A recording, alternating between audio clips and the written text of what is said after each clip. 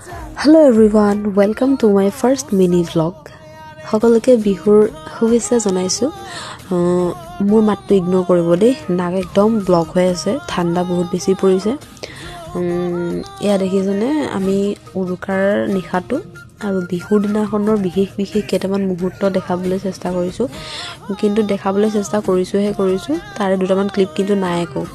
মোৰ মানে কি কম আপোনালোকক, হ'লেও আৰু যিকেইটা মানে ক্লিপ আছিল আৰু যিকেইটা ক্লিপ মানে উৰি গৈছেও তাৰ ঠাইত মই কেইখনমান ফটো উঠাই ৰাখিছিলোঁ, সেইকেইটা লগাই দিছোঁ। আশা কৰোঁ আপোনালোকে মৰম দিব দেই। আৰু আমি বিহুৰ দিনাখন এনেদৰে সকলো লগ হৈ চাহকাপ খাওঁ, জলপানকেইটা খাওঁ, ভাল লাগে এইখিনি মুহূৰ্ত। আৰু আজি 15 তাৰিখ মোৰ হাজবেণ্ডৰ বাৰ্থডে আছিল, গতিকে তেওঁৰ কাৰণে এটা কেক বনালোঁ। হেপী বাৰ্থডে বৌ।